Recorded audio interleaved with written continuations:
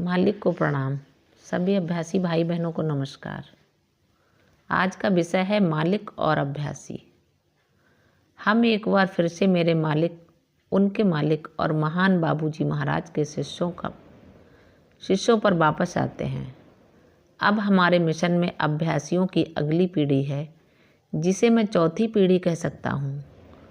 तो 1945 से 2005 के बीच 8 वर्षों की इस अवधि में मिशन की नींव रखी गई और दुनिया के लगभग सभी देशों में इसकी शिक्षा का प्रसार भी हुआ है और आज हर जगह अभ्यासी हैं।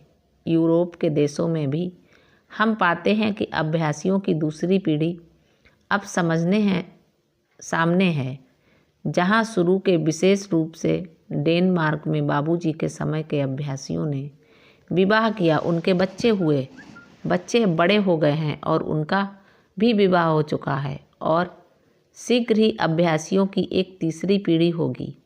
मैं उम्मीद करता हूँ कि 100वीं पीढ़ी तक ऐसा ही चलता रहेगा।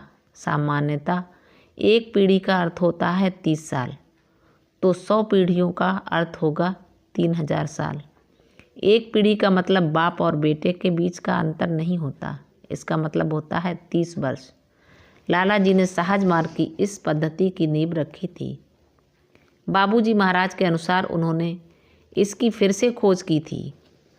अब उस बात पर कुछ सवाल उठे हैं। वास्तव में कल ईमेल के द्वारा अमेरिका के एक ऐसे अभ्यासी ने, जो बाहरी शक्तियों से प्रभावित रहा है, मुझसे एक प्रश्न पूछा है।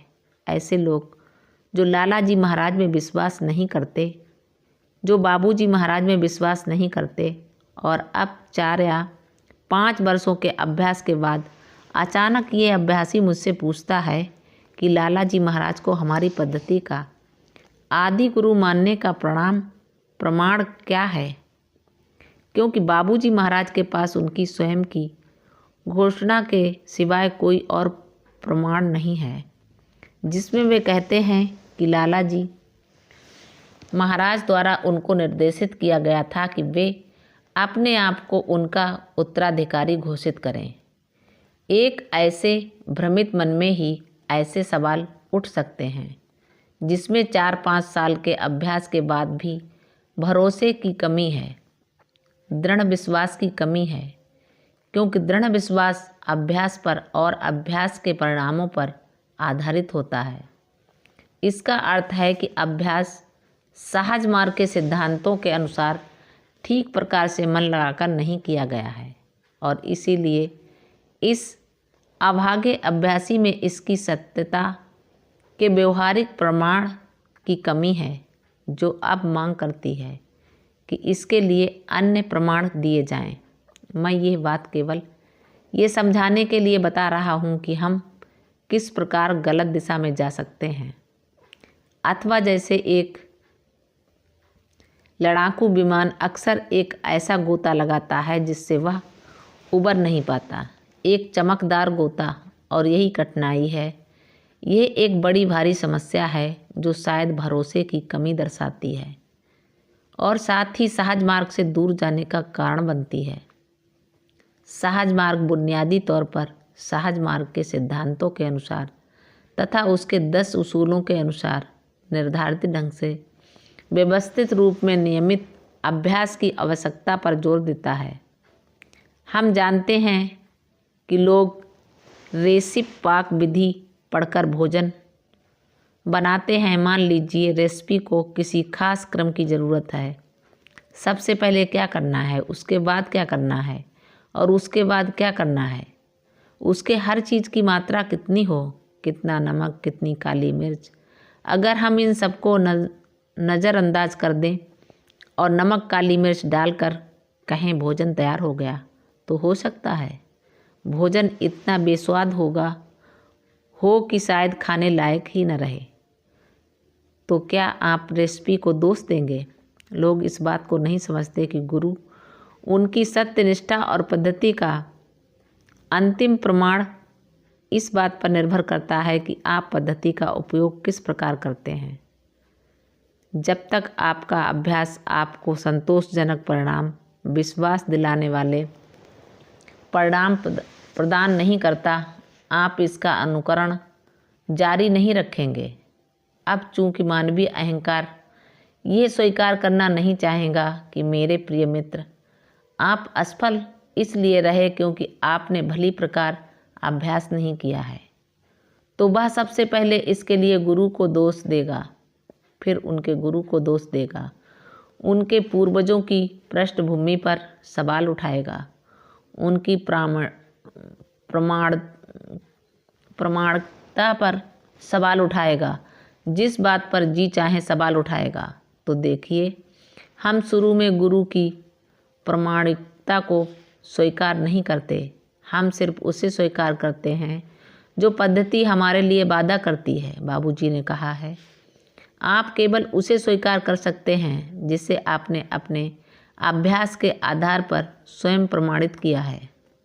वे कहा करते थे, मैं कोई दावा नहीं करता, मैं कोई वादा नहीं करता, मैं ये नहीं करता कि मैं आपको मोक्ष दिला सकता हूँ या यहाँ वहाँ या जहाँ तक भी हो ले चल सकता हूँ। मैं तो केवल ये कहता हूँ कि यदि आप सहज मार्ग का अभ्यास करते हैं तथा सफाई नियम या उसूलों जैसा कि हम उन्हें कहते हैं का पालन करके आध्यात्मिक रूप में स्वयं को तैयार कर लेते हैं, तो आप गुरु की कृपा का आह्वान करने में सफल हो जाते हैं, जो आगे की यात्रा में आपकी सहायता करती है। जब हम अंदर से स्वच्छ हो जाते हैं, जब हम ठीक ढंग से तैयार हो जाते हैं, हमारा मन पूरी तरह से तैयार हो जाता है और जब कुछ हद तक आंतरिक और ब्रह्म दोनों रूप में गुरु तथा उनकी शिक्षा को स्वीकार करने लगते हैं, केवल तभी गुरु की कृपा आ सकती है, उनकी कृपा कार्य करने लगती है और तब हर चीज़ संभव है। मैंने हमेशा ही अभ्यासियों को बताया है और उन लोगों को भी जिनके अभ्यासी बनने की हम आशा करते हैं कि हर चीज़ अभ्यास पर निर्भर करती है। हम अभ्यास से प्रारंभ करते हैं, हर कोई व्यक्तिगत रूप में इस अभ्यास को खुद अपने ऊपर प्रमाणित करता है। हाँ, मैंने प्रगति की है, मुझे लगता है कि मेरा क्रोध पहले से कम हो गया है, मेरी